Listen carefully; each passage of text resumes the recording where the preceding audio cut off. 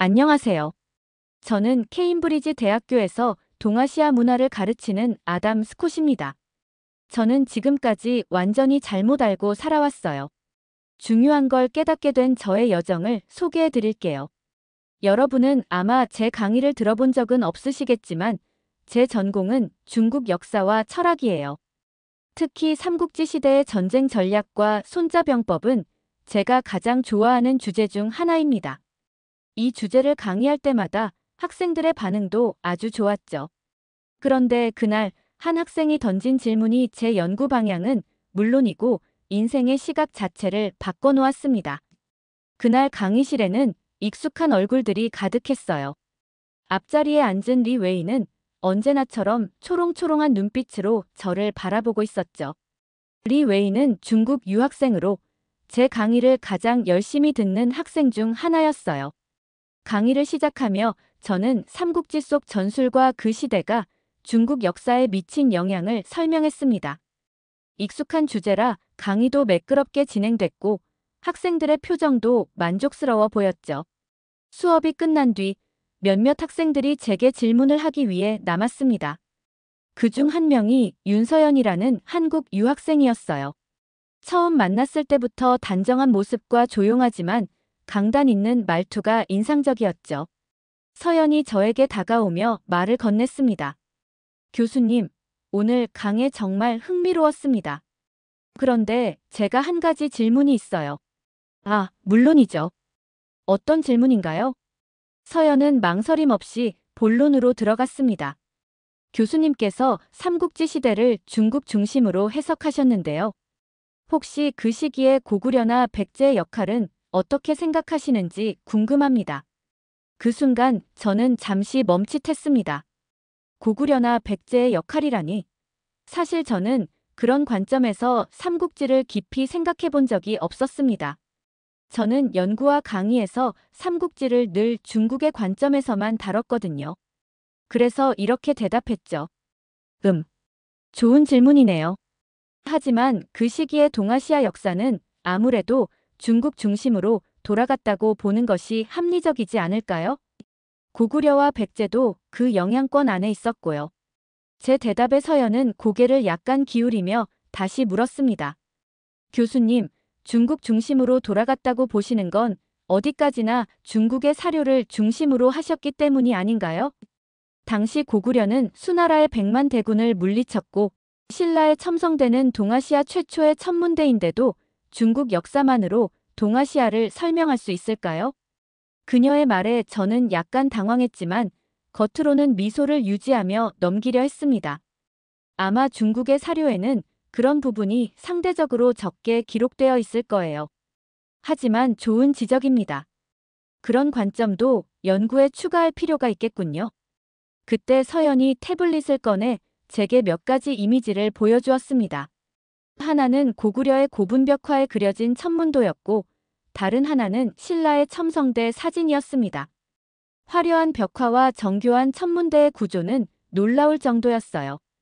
교수님, 이 벽화가 5세기경에 그려진 거예요. 중국의 천문 기록보다도 앞선 시기의 자료죠. 첨성대는 2000년 전 동아시아에서 가장 과학적인 건축물 중 하나로 평가받고 있어요. 중국에서도 이런 자료를 본 적 있으신가요? 저는 순간 말을 잃었습니다.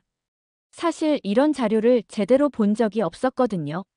사진 속의 천문도는 정교했고 첨성대는 그 시대의 천문학과 건축 기술을 증명하는 놀라운 유산처럼 보였습니다. 그동안 왜 이런 자료를 공부하지 않았을까? 머릿속이 복잡해졌습니다. 그 순간 서연이 마지막 말을 덧붙였습니다. 교수님, 혹시 이번 방학에 한국에 방문해 보시는 건 어떨까요? 제가 직접 안내해 드릴게요. 고구려와 백제의 유산을 직접 보시면 아마 더 흥미로운 사실들을 발견하실 거예요. 저는 웃으며 대답했죠. 생각해 볼게요. 하지만 우선은 중국에 가보는 게 순서가 아닐까요? 중화 문명의 중심지를 직접 보고 싶거든요. 서연은 조금 아쉬운 표정을 지었지만 고개를 끄덕였습니다. 알겠습니다. 하지만 크기가 전부는 아니랍니다. 한국에 오시면 보여드리고 싶은 게 많아요. 그날 저는 강의실을 떠나며 묘한 기분에 사로잡혔습니다. 내가 지금까지 동아시아를 이해한다고 생각했던 것이 정말 옳았을까? 중국 중심의 역사관이 얼마나 편향되었는지 처음으로 의심하게 된 날이었습니다. 서연의 태블릿 화면에 비친 고구려의 천문도가 자꾸만 눈앞에 떠올랐습니다. 그리고 저는 결심했습니다. 방학 동안 중국에 가서 직접 현장을 보고 느낀 후 서연의 제안을 다시 한번 생각해 보기로요. 하지만 그 결정이 제게 어떤 변화를 가져올지 그때는 상상도 하지 못했습니다. 방학이 시작되자 저는 제 연구를 위해 중국을 방문하기로 했습니다. 오랜 시간 중국 역사를 연구해 온 것에 비해 현지 교수들의 자문만 얻고 중국 방문은 처음이라 조금 부끄러운 일이었죠. 그래서 이번 기회에 중국이란 나라를 직접 보는 건 제게 큰 의미가 있었어요. 중화 문명의 중심지에 직접 가보면 내가 알고 있던 동아시아의 모습이 더 선명해지겠지라고 기대하며 설레는 마음으로 비행기에 올랐습니다. 그러나 기대는 공항에 도착한 순간부터 어긋나기 시작했습니다. 베이징 공항에 내리자마자 시야를 흐리게 만드는 뿌연 공기가 눈에 들어왔고 사람들이 서로 밀치며 나가는 모습이 꽤 거칠게 느껴졌습니다. 그래, 문화적 차이겠지. 내가 너무 예민하게 반응할 필요는 없어라고 스스로를 다독이며 입국 심사대로 향했죠. 하지만 입국 심사는 예상보다 길고 불편했습니다. 제 차례가 되어 심사대를 통과하려는데 심사관이 다소 날카로운 표정으로 묻기 시작했습니다. 미스터 스콧, 중국 방문 목적이 무엇입니까? 저는 동아시아 역사를 연구하는 학자입니다. 연구차 방문했어요. 연구라면 특별 허가가 필요합니다. 잠시 대기해 주시죠. 대기실로 안내된 저는 곧 이어 별도의 신문을 받아야 했습니다. 제 연구 목적과 방문하려는 장소에 대해 일일이 설명해야 했고 가지고 있던 노트북과 태블릿을 검사받았습니다. 이 앱들은 중국에서 허용되지 않습니다. 삭제해야 합니다. 하지만 이 앱들은 제 연구에 필요한 것들인데요. 삭제하지 않고는 방법이 없나요? 없습니다. 중국의 보안 규정을 따르셔야 합니다. 결국 절반 이상의 앱을 삭제하고 나서야 심사가 끝났습니다. 불쾌한 기분이 들었지만 문화적 차이를 이해하는 것도 연구의 일부라며 저를 다독였습니다. 그래도 짜증을 누를 수 없더군요. 택시를 타고 호텔로 향하는 길도 쉽지 않았습니다. 운전사는 계속해서 중국어로 말을 걸었지만 저는 한마디도 알아듣지 못했습니다. 죄송하지만 영어로 말씀해 주실 수 있을까요?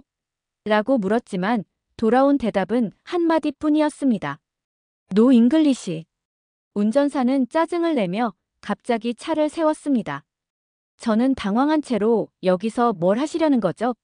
라고 물었지만 그는 답하지 않고 손짓으로 뭔가를 가리켰습니다. 몇 분간의 실랑이 끝에 차는 다시 출발했지만 그 순간 저는 낯선 땅에서 고립된 기분을 강하게 느꼈습니다. 이게 시작일 뿐이겠지. 곧 좋아질 거야 라는 희망을 품고 호텔에 도착했습니다. 저는 그날 저녁 현지 식당을 찾아가기로 했습니다. 중국 유학생 리 웨이가 중국 요리는 꼭 경험해 보셔야 해요. 정말 훌륭하답니다라고 극찬했기 때문에 기대가 컸습니다. 하지만 식당에 들어선 순간 저는 약간 놀랐습니다. 바닥은 지저분했고 공기 중에는 설명하기 힘든 냄새가 섞여 있었습니다. 그래, 이런 것도 현지 경험의 일부겠지라고 생각하며 자리에 앉았죠. 문제는 메뉴판을 받았을 때부터 시작됐습니다. 메뉴판은 온통 중국어로만 적혀 있었고 사진조차 없었거든요. 저는 웨이터에게 혹시 영어로 된 메뉴판은 없을까요? 라고 물었지만 그는 고개를 저으며 중국어로 뭐라고 중얼거리더니 그냥 가버렸습니다. 결국 옆 테이블에서 먹고 있던 음식을 가리키며 주문했죠.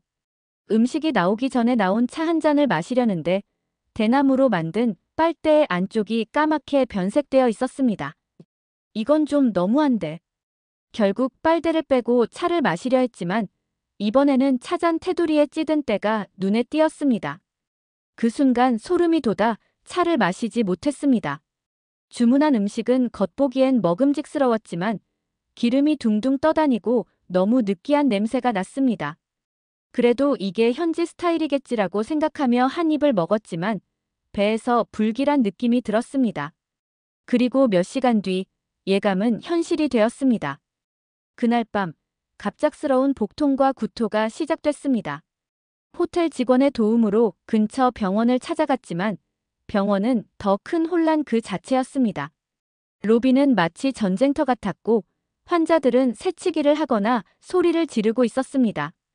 간신히 진료실에 들어갔지만 의사는 제 상태를 제대로 살피지도 않고 서류만 대충 작성한 후 약을 처방해 주었습니다. 약봉투를 열어보니 모든 것이 중국어로만 적혀 있었습니다. 제가 약사에게 이 약이 정확히 어떤 건가요? 라고 물었지만 돌아온 대답은 중국어뿐이었습니다. 링거를 맞는 동안 저는 한국에 있는 윤서연에게 이메일을 보냈습니다. 서연, 도저히 여기서 더는 못 버틸 것 같아요. 한국으로 갈게요. 곧 답장이 왔습니다.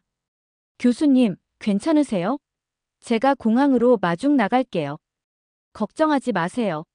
서연의 이메일을 읽는 순간 저는 약간의 안도감을 느꼈습니다.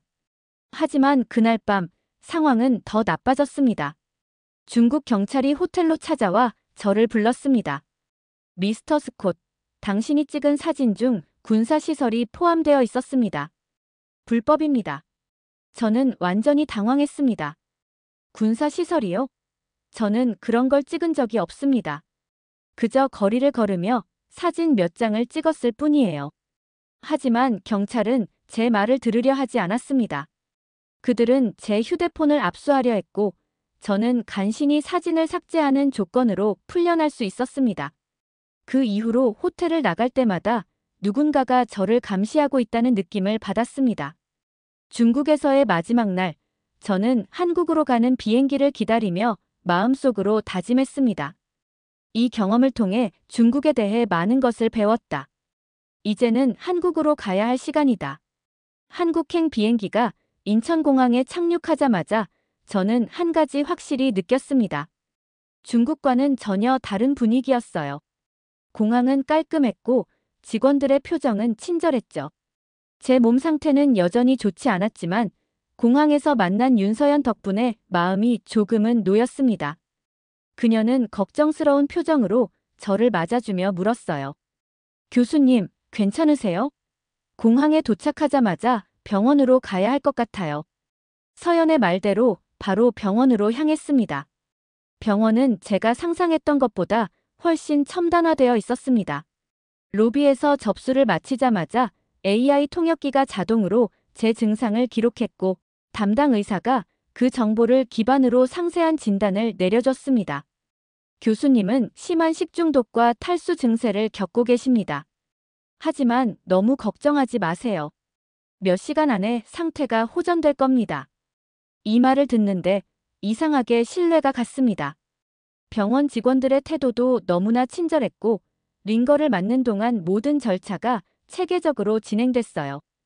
병실로 옮겨진 후 서연이 과일 바구니를 들고 찾아왔습니다. 교수님, 이렇게 고생하실 줄은 몰랐어요. 그래도 다행히 여기 시스템이 잘 되어 있어서 빨리 나으실 거예요. 그녀의 말처럼 병원은 거의 미래를 보는 것 같았습니다. 간호사들이 태블릿으로 제 상태를 실시간으로 확인했고 모든 기록이 의료진과 즉시 공유됐습니다. 병원 음식도 놀라웠습니다. 겉보기엔 고급 레스토랑 요리처럼 보였죠. 이게 병원 음식이 맞아요? 서연은 웃으며 대답했습니다. 네, 맞아요. 여기 환자 식단은 영양사와 의사, 그리고 전문 셰프가 함께 설계한다고 들었어요. 며칠 뒤 상태가 많이 나아지자 서연과 함께 한국의 역사적 유적지를 둘러보기로 했습니다. 첫 번째 목적지는 남한산성이었습니다. 택시가 산성에 도착하자 제 눈앞에 거대한 성벽이 모습을 드러냈습니다. 교수님, 이 성은 조선시대 때 만들어진 방어 기지예요. 일본이나 중국의 침략을 막기 위해 설계됐죠. 성벽 가까이 다가가자 서연이 성벽의 구조를 가리키며 설명을 이어갔습니다. 보세요. 이 성벽의 각도는 적의 공격을 자연스럽게 튕겨내는 역할을 해요. 돌들이 쌓인 방식도 지진이 나도 무너지지 않도록 설계된 거고요. 그녀는 태블릿을 꺼내 3D로 복원된 남한산성의 모습을 보여주었습니다. 여기엔 방어뿐만 아니라 자급자족 시스템도 포함되어 있어요. 우물, 곡물 창고, 그리고 민간인 거주 공간까지 모든 게 다 갖춰져 있었죠. 이 정도면 단순한 방어 기지가 아니라 살아있는 도시 같군요. 맞아요, 교수님. 그리고 이 기술은 조선 후기의 수원 화성으로 이어지는데 현대 한국의 건축 기술에도 영향을 미쳤다고 해요. 성벽을 따라 걸으며 저는 서연의 설명에 점점 빠져들었습니다. 어느새 그 옆에 있던 한 중년 남성이 말을 걸어왔습니다. 외국인 교수님이시라죠? 제가 재미있는 이야기를 하나 해드릴까요? 남성은 남한산성에서 벌어진 병자호란 당시의 항전을 설명해 주었습니다. 1636년에 이곳에서 47일간의 항전이 벌어졌습니다. 하지만 단순히 싸움만 있었던 건 아니에요. 이 성벽은 그 자체로도 과학이었습니다. 돌과 돌 사이를 이어주는 특별한 축조 기법 덕분에 지금도 성벽이 그대로 남아있는 거죠. 남성의 이야기를 들으며 저는 과거 한국인들이 얼마나 지혜롭게 자신의 땅을 지켜왔는지 깨달았습니다. 특히 이 모든 것이 현대 기술로 이어졌다는 사실이 인상 깊었죠. 다음 날 서연은 저를 현대 한국의 기술과 연결된 또 다른 유산으로 안내했습니다. 이번에는 신라시대의 천문대, 첨성대였습니다. 교수님, 이곳이 첨성대예요. 세계에서 가장 오래된 천문대죠. 그녀는 첨성대의 구조와 당시의 과학기술에 대해 설명했습니다. 이 돌 하나하나가 천체의 위치와 관련이 있어요. 신라인들은 별과 달의 움직임을 연구하면서 농사와 정치에 활용했다고 하죠. 저는 천문대 앞에서 한참을 서 있었습니다. 작은 구조물이었지만 그 안에 담긴 지혜는 한국가의 과학적 수준을 증명하기에 충분했습니다. 서연, 이런 유산들이 현대 한국의 과학기술로 이어졌다는 건 정말 놀라운 일이에요. 그녀는 고개를 끄덕이며 대답했습니다. 교수님, 그래서 제가 말씀드렸잖아요. 크기가 전부가 아니라고요. 작은 나라지만 깊은 역사와 기술력이 한국을 지금의 강국으로 만든 거예요. 한국에서의 며칠 동안 저는 많은 것을 보고 배웠습니다.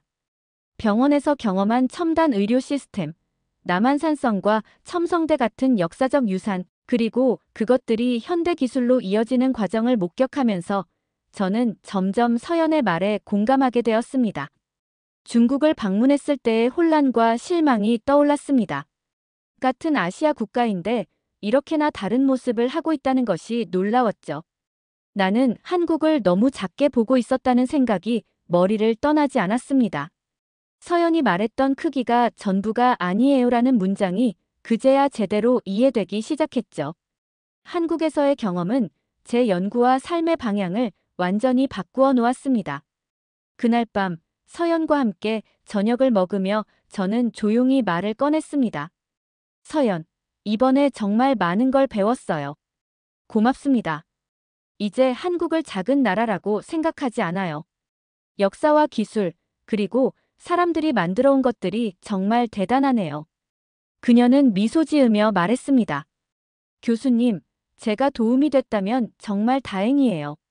이제 한국을 새로운 시각으로 보셨다면 제 역할은 충분히 한 것 같아요.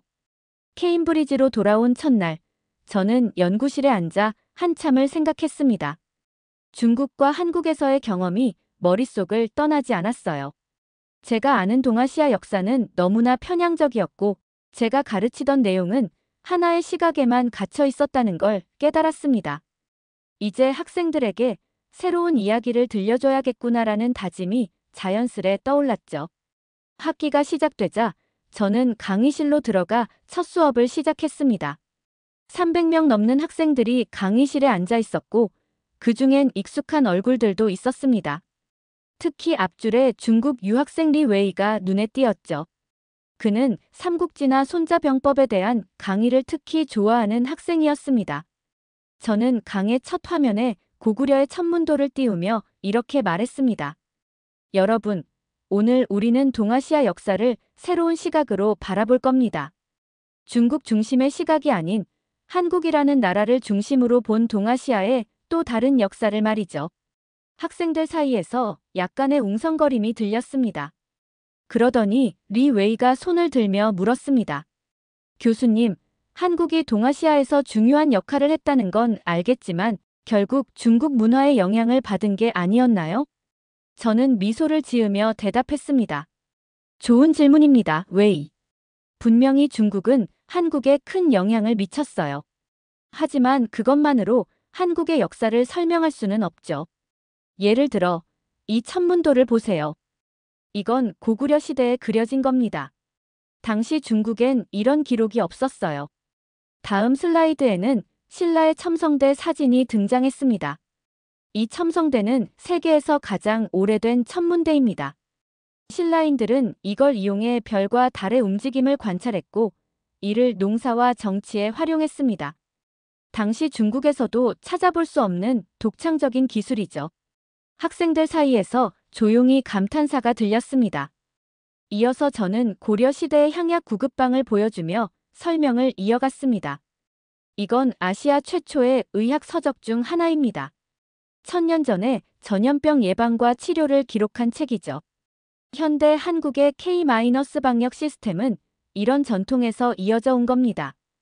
학생들의 표정이 점점 진지해지는 게 느껴졌습니다. 마지막으로 현대 한국의 첨단 기술과 문화까지 연결된 이야기를 꺼냈습니다. 그리고 이 모든 과거의 유산이 오늘날 한국을 만들었습니다. 한국은 이제 반도체, 배터리, 조선 기술에서 세계를 선도하고 있죠. K-팝이나 K-드라마의 성공도 결코 우연이 아닙니다. 오랜 시간 쌓아온 창의성과 혁신의 결과입니다. 강의가 끝나고 많은 학생들이 제게 질문을 하기 위해 줄을 섰습니다. 그 중에서도 리 웨이는 표정이 많이 달라져 있었어요. 그는 제게 다가와 이렇게 말했습니다. 교수님, 제가 너무 교만했던 것 같아요. 한국이 이렇게 독창적인 역사를 가진 나라인 줄 몰랐습니다.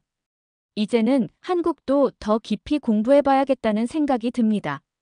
저는 미소를 지으며 말했습니다. 우리는 모두 배우면서 성장하는 겁니다. 저도 이번에 한국에서 정말 많은 걸 배웠어요. 그리고 저는 학생들에게 이렇게 이야기했습니다.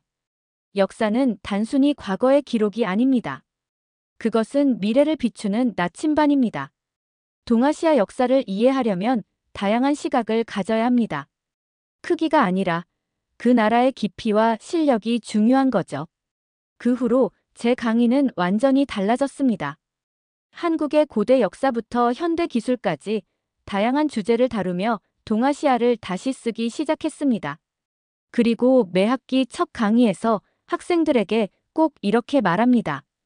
여러분, 세계 역사를 바라볼 때 하나의 시각에 갇혀서는 안 됩니다. 다양한 목소리와 이야기를 통해 진정한 역사를 배울 수 있습니다. 그리고 한국이라는 나라를 보세요. 5000년의 전통, 과학기술, 창의적인 문제 해결 능력으로 이제 세계를 선도하는 나라가 되었습니다. 역사의 진정한 승자는 바로 이런 나라들입니다. 한국과 중국에서의 경험은 제 인생을 완전히 바꿔놓았습니다. 제가 가진 편견을 깨고 세계를 더 넓게 바라볼 수 있는 기회를 줬으니까요. 그리고 저는 제 학생들에게도 이런 시각을 나눌 수 있어 행복합니다. 우리는 모두 배우며 성장한다. 이 문장은 제가 학생들뿐 아니라 스스로에게도 늘 되새기는 말이 되었습니다. 강의가 끝나고 학생들이 모두 떠난 뒤 저는 빈 강의실에 혼자 남아 있었습니다. 한국과 중국에서의 경험, 그리고 오늘 강의에서 학생들에게 했던 말들이 머리를 맴돌았습니다. 분명 오늘의 강의는 제 자신에게도 큰 도전이었습니다. 그동안 제가 동아시아를 가르치며 얼마나 편향된 시각을 가지고 있었는지 새삼스레 느껴졌거든요. 책상 위에 펼쳐져 있는 지난 학기의 강의 계획서를 보며 한숨이 나왔습니다. 그 안에 적힌 내용들은 대부분 중국 중심의 역사 해석으로 가득 차 있었어요. 제가 학생들에게 전해준 지식 중 얼마나 많은 것이 편향되고 불완전했을까 생각하니 마음이 무거워졌습니다. 한참을 고민하다가 저는 결국 결심했습니다. 이대로 놔둘 순 없어. 내가 먼저 변해야 해. 그날 밤 연구실에 앉아 저는 제 논문들을 하나씩 다시 꺼내 읽어보기 시작했습니다.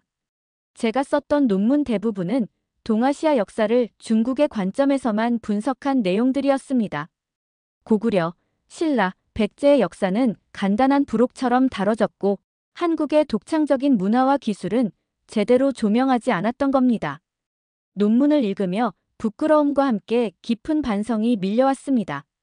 제가 학자로서 얼마나 한쪽 시각에 갇혀 있었는지 비로소 알게 되었죠. 이건 그냥 지나칠 수 없는 일이야. 저는 중얼거리며 논문과 강의 자료를 다시 쓰기로 결심했습니다. 몇 주가 지나면서 제 연구실은 바쁜 작업의 연속이었습니다. 기존의 논문에 새롭게 발견한 자료들을 추가하고 한국의 역사와 문화를 더 깊이 분석하기 시작했죠. 고구려의 천문도와 신라의 첨성대는 제 연구의 중심 주제가 되었고 고려시대의 외교적 성과와 조선시대의 건축기술도 새롭게 조명했습니다. 강의 계획서 역시 완전히 새롭게 짰습니다. 삼국지나 손자병법 같은 전통적인 중국 중심의 내용뿐만 아니라 고구려의 독립적인 군사 전략, 신라의 과학적 유산, 그리고 현대 한국의 기술과 문화를 포함한 내용으로 강의 주제를 확장했습니다. 학생들이 동아시아의 다양한 목소리와 시각을 배울 수 있도록 하는 것이 목표였어요. 그리고 논문 작업도 다시 시작했습니다. 특히 제가 새롭게 작성한 논문은 다양한 시각에서 본 동아시아의 역사와 문화라는 제목으로 한국의 고대와 현대를 중심에 둔 분석을 포함했습니다. 고구려의 천문도와 신라의 천문학 연구, 그리고 그 전통이 현대 한국의 우주기술로 어떻게 이어졌는지를 탐구한 논문이었죠. 몇 달 후 새로운 강의와 논문이 완성되었을 때 저는 마음 한편이 한결 가벼워졌습니다. 학생들에게 가르친 내용이 더 이상 편향적이지 않다는 자신감이 생겼습니다. 강의실에 들어서면서 저는 다시 한번 다짐했죠. 학생들에게 내가 배운 모든 것을 진솔하게 전해야 해. 강의 첫날, 저는 학생들에게 이렇게 말했습니다. 여러분, 오늘 강의는 과거에 제가 틀렸음을 인정하는 것으로 시작하겠습니다. 저는 그동안 동아시아를 너무 좁은 시각으로 바라봤습니다. 여러분께도 그 시각을 전해줬고요. 하지만 이제는 새로운 시각을 여러분과 나누고 싶습니다. 역사란 단순히 과거를 아는 것이 아니라 다양한 관점에서 배우고 성장하는 과정입니다. 학생들의 표정은 진지했고 몇몇은 고개를 끄덕였습니다. 제가 준비한 강의는 기존과는 완전히 달랐습니다. 한국의 천문학, 고려의 외교적 성취, 조선의 건축기술에서부터 현대 K-팝과 반도체 기술까지 저는 한국이라는 나라가 가진 독창성을 중심에 두고 동아시아를 재해석했습니다. 강의가 끝난 뒤 학생 한 명이 저를 찾아와 말했습니다. 교수님, 이번 강의는 정말 놀라웠어요. 제가 그동안 동아시아를 너무 단순하게 생각했나 봐요. 특히 한국에 대해 배운 게 많아서 감사드립니다. 저는 그 학생에게 미소 지으며 말했습니다. 저도 그랬답니다. 그래서 우리는 배우면서 성장하는 거죠. 그날 집으로 돌아가며 저는 깊이 숨을 내쉬었습니다. 교육자로서, 연구자로서 저는 오늘 큰 변화를 시작했음을 느꼈습니다. 제가 가르친 학생들이 앞으로 더 넓은 시각으로 세상을 바라볼 수 있다면 제가 겪은 혼란과 깨달음이 헛되지 않겠죠. 그리고 저 자신도 계속 배워가며 성장하리라는 다짐을 다시 한번 마음속에 새겼습니다. 그렇게 제 새로운 여정은 시작되었습니다. 이번에는 단순히 과거를 연구하는 학자로서가 아니라 더 넓은 시각으로 미래를 바라보는 가르침의 동반자로서 말이죠. 오늘의 이야기는 여기까지입니다. 오늘의 사연이 마음에 드셨다면 구독과 좋아요 부탁드리겠습니다. 구독과 좋아요는 영상 제작에 큰 힘이 됩니다. 끝까지 들어주셔서 감사합니다. 더 좋은 사연으로 여러분을 찾아오겠습니다. 감사합니다.